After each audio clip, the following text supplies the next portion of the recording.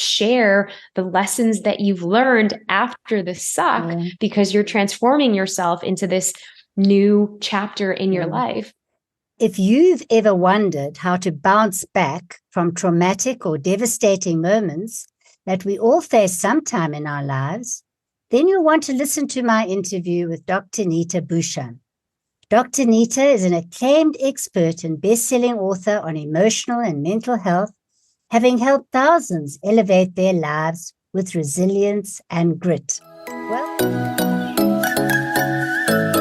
Hello and welcome to the Write the Book Inside You podcast.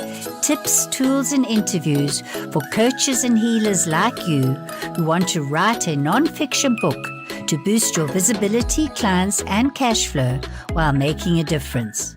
Sponsoring the show today is Carol Westmore's book, The Inner Path of Writing. Make love, not war to the writer within. Launching February 21st, 2023. This book is collated by Carol Westmore, who interviewed 20 world-class experts in the fields of publishing, authorship and transformation. They share how to break through your inner blocks and access your genius as a writer or creative. People are saying it's like chicken soup for the writer's soul.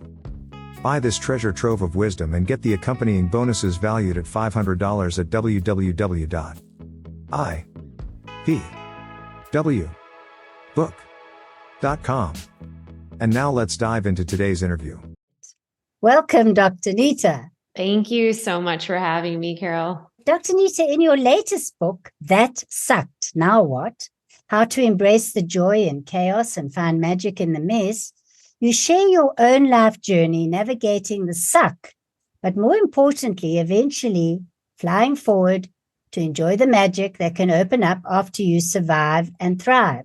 I'd love you to start by sharing a story about one of the lowest sucky moments from your life for our listeners today. Yeah, December 31st, I was faced with the biggest, most pivotal question of my life. And just to give everybody context, I had grown up in Chicago to immigrant parents. And so my whole life was revolving around how to make my parents proud and how to live into their dreams, being that good girl, being the oldest of 3 siblings. And my dad was from India. My mom was from the Philippines. And so there's a lot of this pressure to, as they say, live the American dream, get good grades, do ballet class, Indian dance class, play the piano. So I did all of those things. I checked all of the boxes. I even went to dental school, even had my practice at this stage of my life. I went against the grain and didn't work for anyone and started my own. And from the outside, it looked like I had this perfect life. It looked like I had all of the bells and whistles. My teeth were perfect. I mean, it was great. Till actually it wasn't. It wasn't, because I had been hiding a very painful secret. I had been hiding a very painful truth. And that truth was that I was living a lie. I was in a very unorthodox relationship, a very tumultuous, abusive relationship. And for the very, very first time that day, December 31st, nearly a decade ago now, I said no to that relationship and I acknowledged myself for the first time. And that was my greatest suck. And it would lead me to then leave the walls of that home that I knew, leave that marriage, stand up for myself, and be in uncertainty. Be in uncertainty as to how this would look like in my what I thought prestigious career. And it really took a massive awakening for me to also integrate the parts of myself that were being hidden behind closed doors, in a closet for decades, because I hadn't necessarily grappled head on with the grief of losing my mom, my dad, and my brother all before I was 19. So this rupture would really take me down to my knees in the most powerful way in order to rebirth who I always was meant to be, but actually take that journey back to myself. One thing that came across to me in reading your book, you say there's magic in the mess, but what I've experienced in my own life and with my clients is that It's only in looking back that we can see the magic. When we're actually embroiled in pain and the trauma, and I think in your case, it was physical abuse. So how do you extricate yourself from the trauma? Tell us how we do that. How do we navigate that? It's definitely a hard thing, Carol. And I want to give your listeners an easy tool, because especially during those darkest days when you brought up and you mentioned part of my story where I had to sit before a courthouse. I sat in front of the judge, and there was a long line in the courtroom, but my heart was like coming out of my chest because I was so afraid to say out loud to a room full of strangers, other women with their tiny little babies and children with them in this line. And they were so adamant. And I was like trying to like shrink up and not let anybody see my face, even because I was really ashamed and I was so fearful and scared, and I couldn't even pinpoint. And there were so many complex emotions all at once because it was the very first time I didn't get to perform. I didn't get to pretend like everything was okay. I couldn't anymore because it was out. It was out. And all I could do was just let the tears fall and let these feelings totally wash over me. And many times we can't see the magic. I mean, especially through times of difficulty, setbacks, and challenges. But what we can do is allow, because the more we resist, and the more we resist, it will show up in other ways. It will come out in other relationships with other people, in your business, in the things that you want to do, because the universe, God, somebody is saying, pay attention. Hi, pay attention to me, the sadness, pay attention to me, the grief, pay attention to me, the heartache that I kept burying. Because what did I keep doing? I kept busying myself. I kept shoving it under a rug. I kept doing consistently a lot of those things to keep me busy at work instead of focusing on how I can integrate and start healing those emotions, because I was never really wanting to sit with them. So the first step I tell people is, it's okay. Embrace the suck. The second thing I tell them is find an anchor. Anchor can be in a mantra. And for me, that mantra was, okay, that sucked. Now what? That sucked. Now what? That sucked. And it's not to say that sucked, is to bypass it or to diminish how big that is, because whatever it is, whether big or small, it means something to you. So to fully give it space, to fully let it breathe, and to allow it to say, okay, that sucked, and get vulnerable in that. The beauty of that is, okay, now what? Now what am I going to do? Now what? And for me, it was like the tiny little steps. It was, all right, now what? Go to the courthouse. Now what? Be brave and say whatever I need to say in front of this judge to get this restraining order. Okay, now what? All right, tell my friends what's really going on instead of pretending that everything's okay. So I had to let people in. And in order to let people in, you have to be vulnerable and say, I can't do this alone. I need help. And then the now what was the first time I hired my own coach. Now what was getting my therapist and like going back and starting to heal decades worth of the trauma of losing my parents and my brother at a young age that caused me to make the decisions that I made in relationships, because I didn't want to deal with it back then, because I had to get out of the survival mode. I was in survival mode. And that's exactly what I was referring to. So is that the exercise you or do you have a heart holding exercise? What do you suggest? Yes, absolutely. So, it's all part of, I have a couple of different emotional release practices in the book. And in fact, I believe I even have it in my journal here, that when you order the book, That Sucked, Now What, you also get this 40-page journal of helping you process and going in through the depths of the sucky moments. And, it's something that I wish I had going through. And that's why I'm making it so accessible, because if you've never been exposed to getting a coach or, a therapist or working it out on your own, you can only do so much by yourself. Yet this is a good starting place. And it's a great self-reflection tool. So when you go and order a copy, you not only unlock that bonus, the digital copy, of course, for free of the workbook, but you also unlock the 5-day healing practice. And it starts out with healing our relationship. So the first step is really putting our hand over our heart. We're just holding ourselves. We're just feeling our breathing. This is a physical reminder to calm our nervous system. It's our physical reminder to breathe, to allow ourselves to slow down our breathing, because either we're breathing it erratically, or we're not breathing from our belly, or we're breathing very shallow. But this should be that reminder to say, okay, it sucks, and I got this. And that's where you incorporate the mantra, whether it's that suck, now what, whether it's I got this, whether it's you are so brave, you are seen, you are unapologetic, whatever you want to use, but have this as your anchor, and then feel it in your body. Where are you feeling that discomfort? Where are you feeling it? Is it in your chest?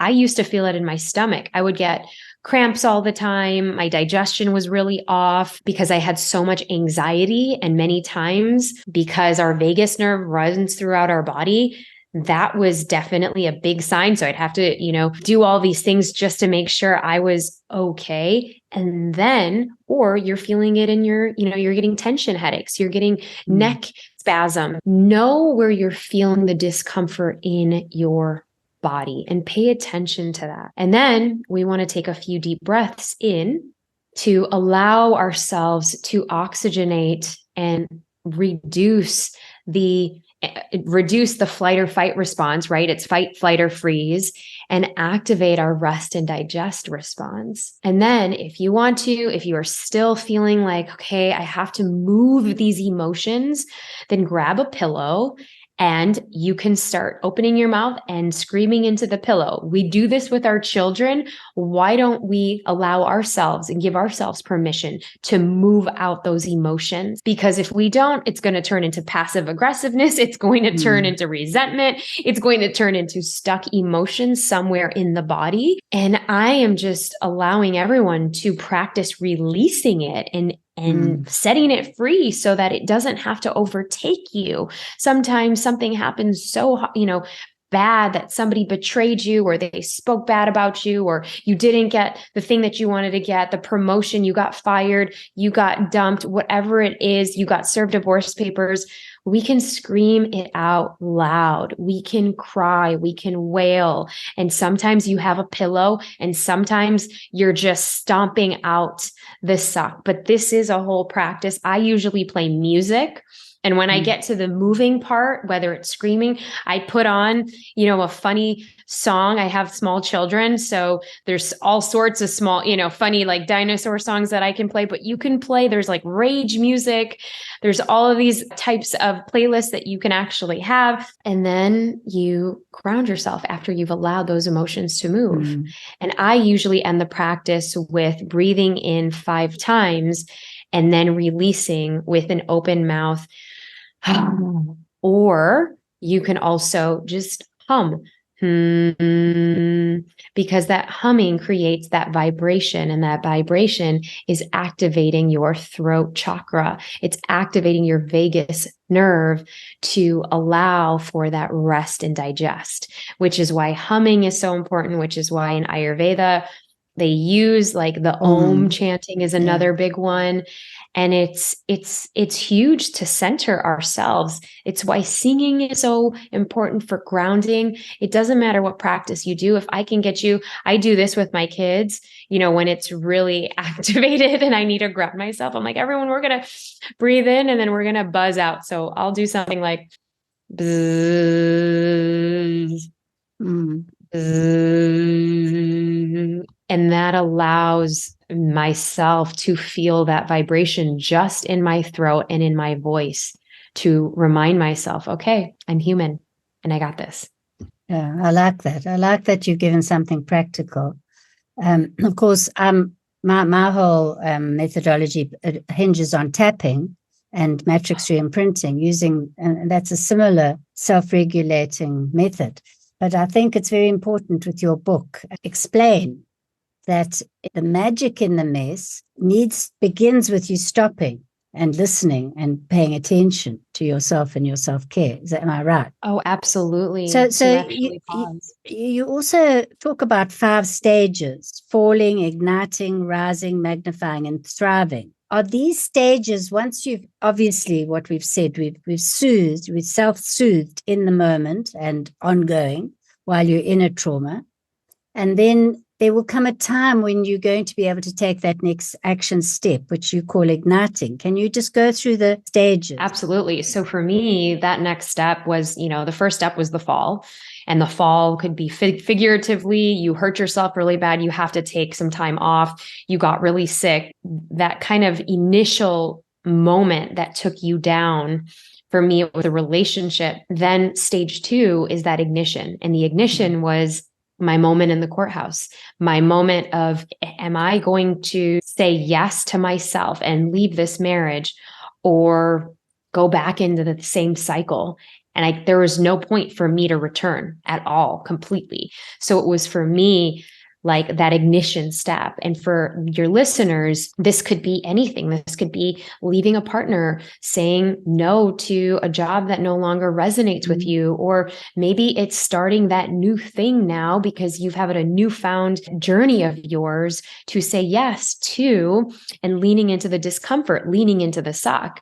And this was finding myself again. So stage 3 was this rising stage. We're like leaning into the discomfort. We're leaning into the messy of like uncertainty, because the uncertainty is real. It takes that courage in that rising. So you're finding yourself again. You're finding your new identity. And then we lean into part 4 of this, which is, okay, after you have your bearings a little bit, then we get into that magnify stage. And that magnify stage is, okay, I am calling in grace. I am calling in ease, or I'm just good with being by myself. I am good with, maybe I'll date, maybe I won't.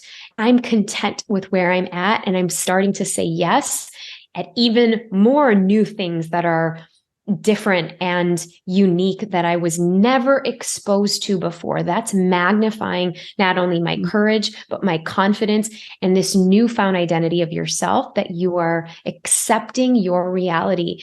And then we get into step 5, which is your thriving stage. You're thriving. So you want to give back to others. Maybe you're donating to a charity. Maybe you are speaking at a library or a women's group, or getting people together, or starting a podcast, or writing a book based on how you want to share the lessons that you've learned after the suck, because you're transforming yourself into this new chapter in your life. I totally relate because of my own story. When I had a fire, I lost my dog. I got divorced when I was 50, and I didn't know where I would go. And then emotional healing with Brandon Bayes came along, and then the tapping, and I changed. I was a journalist, and I actually saw that was my life purpose, but I was a total failure in my own eyes at that point. So I really related to you. And I think you went on a quite an extensive journey to shamans. I did. I went through, and I had emotional tapping experts that I sat with as well. I think that was such a huge part of healing. And also the shamans that would come into my life. I went in several different places around the world to sit with other people, gain in and lean into their wisdom, because I was so academic and I was so in my logical brain, because I was a dentist, because I only sought therapy when I was younger, and I really wanted to go back to my roots.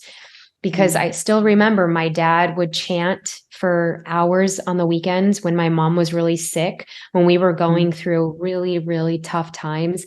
And I would remember, we would try to distract him, but he would be chanting and he would be getting his mala beads, and we'd be running around with the mala beads, but it did not faze him because he had his spiritual practice. And now looking back, I'm like, he was so committed and so convicted to his level of focus and attunement to what he needed, was probably subconsciously just imprinted in my mind. All right, this is what I want to lean back into. So I went to Indonesia. I went back to India, all over India. I went to Cambodia, Siem Reap, to see the ruins and sit with the monks over there and just get like their insight on how they do things, spend time in South America, and also say yes to different modalities of healing, whether it was retreats that focused on breath work, somatic work, energetic work, leaning into Reiki, healing of my own, getting past life regressions, getting, sitting with folks to fully understand the lineage of where I come from on both sides, to see, okay, what are those patterns that have been in my life now that we get to rewrite? And this also meant saying yes to psychedelic experiences, whether it was in different parts of the world. And that was really some of the biggest and most pivotal breakthroughs that I could even ask and have for myself.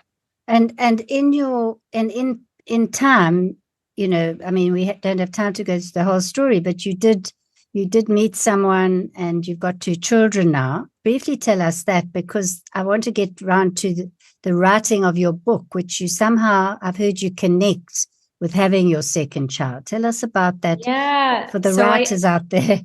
Right. So I found my amazing partner / father of my children. I mean, when I was in my whole healing journey and process, I had asked myself if, and this is when we're so clear on our healing journey. And for me, I said yes to marrying myself in Bali. And that was one of my spiritual journeys that I did. And it was just a commitment to myself. And soon after I did that, I would meet a man who I had met multiple times. And we were just on different paths, but I would meet him again in a foreign country in Malaysia. I had a speaking engagement and I was also coaching leaders at the time. So that's what brought me there.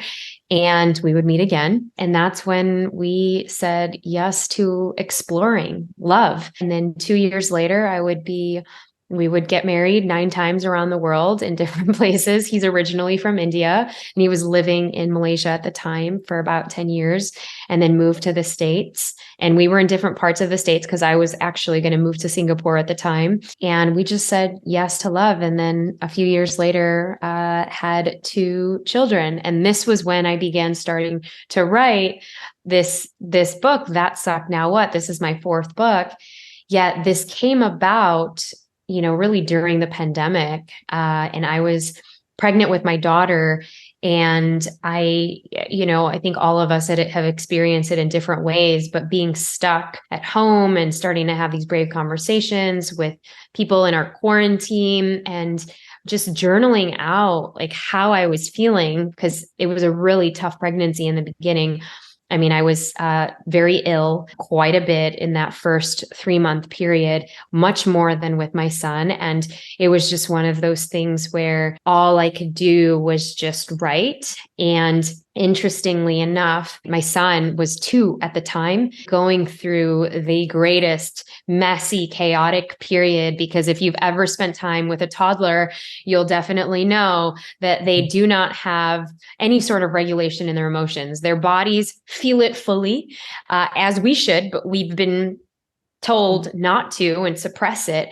But they are the greatest teachers because they'll wiggle and they'll shake and they'll flap their arms and they'll flail and they'll do all these things. And unless we want to parent how our parents or my parents parented me, and that was an indication, a red flag that I said, I do not want to pass that down.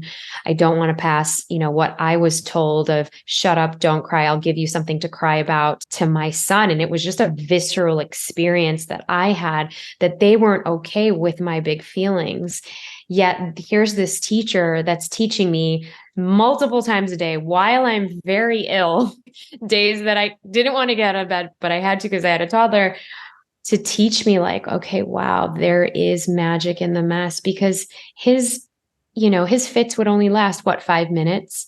And he just wanted a hug at the end of the day. He didn't want isolation. He didn't want to be told, go to your room. He just melted into my arms. And that would then be the beginnings of my book. So when I gave birth to my daughter, this is when I had sold my book to my publisher.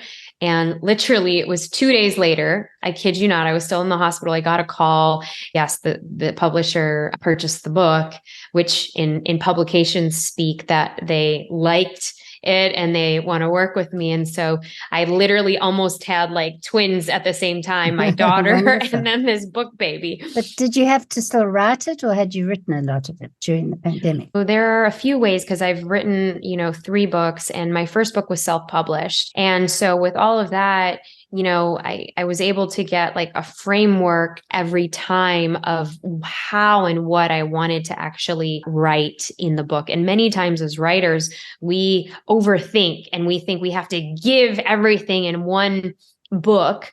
Yet this was really coming from the heart. And I had written a proposal. And so this book proposal had a few chapters as well as a table of contents to lay out the framework for what that book was. But I didn't write the entire book at that point. Yeah. And I believe at first your publisher didn't actually like the title. They thought it was what? Too colloquial? Yes.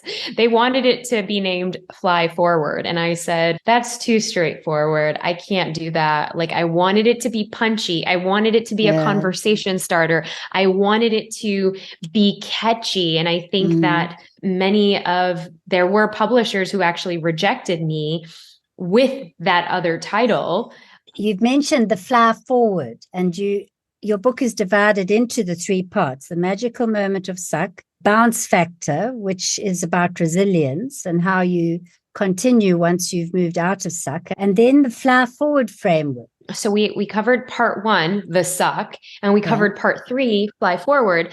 Yet the bounce factor. Okay, go to that. And that's what you're referring to, the bounce factor. So one of the through lines and the themes of my life has been to connect the dots of the resilience and grit in my life. And my very first book I wrote is self-published, and that did really well because it was all about emotional grit, helping you master your emotions, coming from, my academic brain at the time, because again, I wrote this after I sold my dental practice, and I really wanted to make sense of how leaders made decisions. Well, when we interviewed 500 leaders, many people attributed their success to resilience and grit and their ability to bounce back after tough times.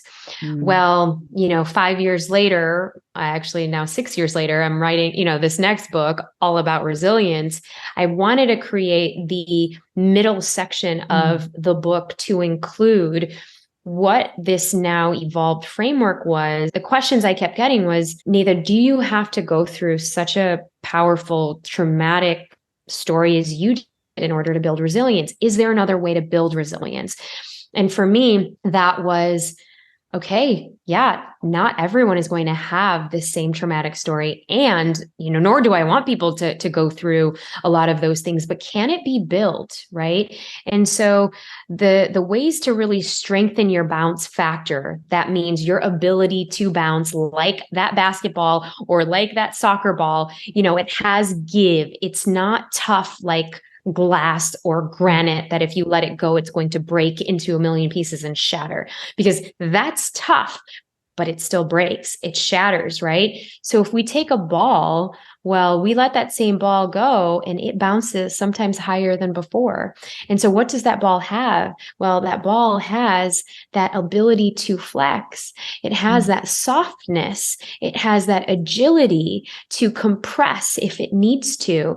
And for me, it was, okay, allowing myself to let it go and move with grace and grit and allow yourself to bounce. So there's 4 parts. The first part is your upbringing. So making peace with, let's say, maybe you grew up in a household that was really strict, that suppressed your voice, that didn't allow you to say what you wanted at the dinner table, that didn't allow you to go and venture off and do the career that you wanted. Or maybe you had parents who were helicopter parents who were making sure that, you were constantly bundled up or that they solved every problem for you, so that by the time you went to college, you were so scared to even raise your hand because mom was usually there to solve all your problems, right? You couldn't stand up to that bully. And so that is your upbringing. Okay. We can't change it, but we can make peace with it. And then the second thing that I've been talking about pretty much this entire conversation was,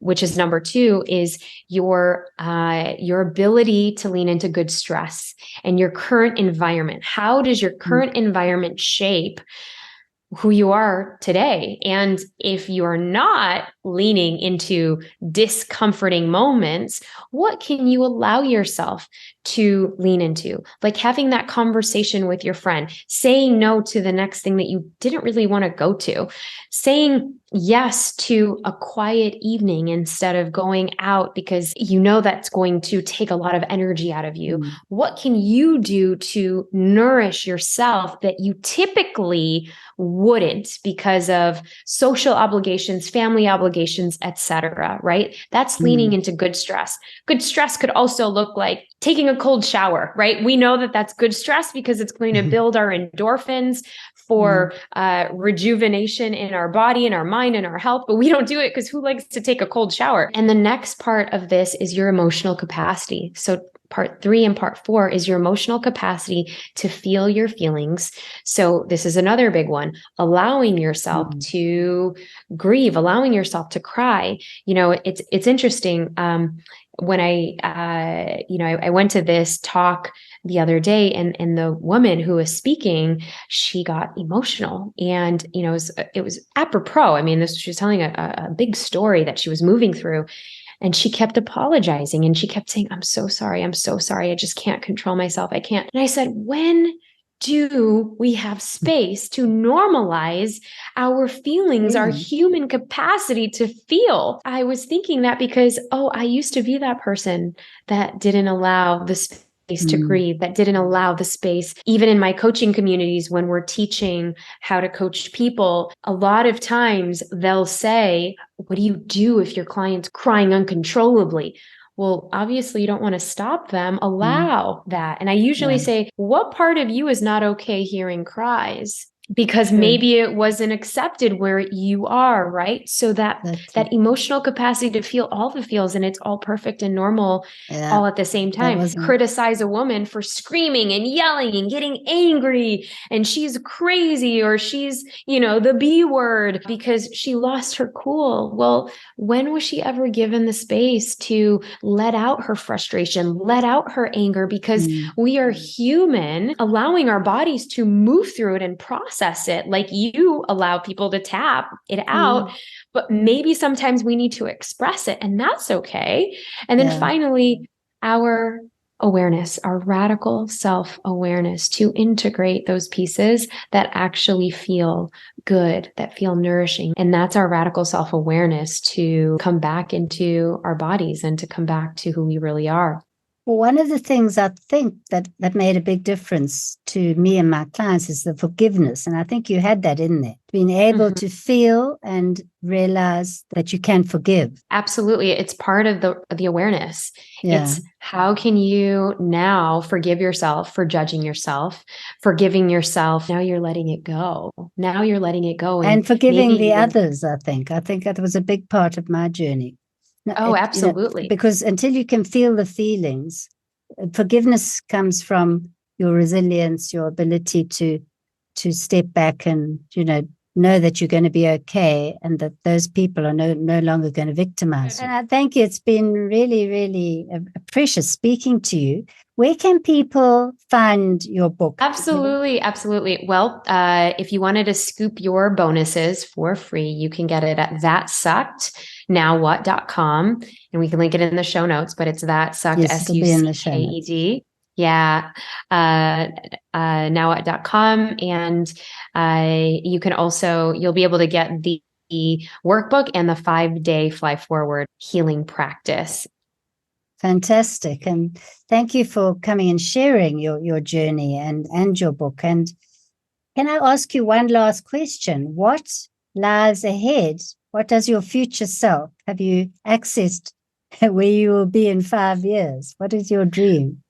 My dream is to take I have a show, which is The Brave Table, and I'd love to create, whether it's a docu-series on Netflix, but I would love to take and have these brave conversations leaning into different cultures around the world and interviewing people on how they lean into sucky moments. I've been to 60 countries, and I think it's been such a part of my life and the different rituals and the different ways that we can actually bring that gift home to ourselves and to celebrate other people's cultures, which is why I love that you're from South Africa, because it's a place that I've always wanted to visit. Your time will come. Maybe it's part of this docu-series. So thank you once again, Dr. Neeta. Thank you. Thanks for joining me on today's podcast.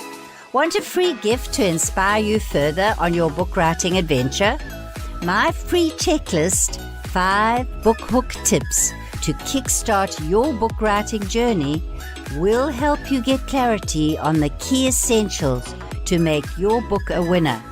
Download it at writethebookinsideyou.com/free gift. The links are in the show notes. Until next time, a big virtual hug and keep writing.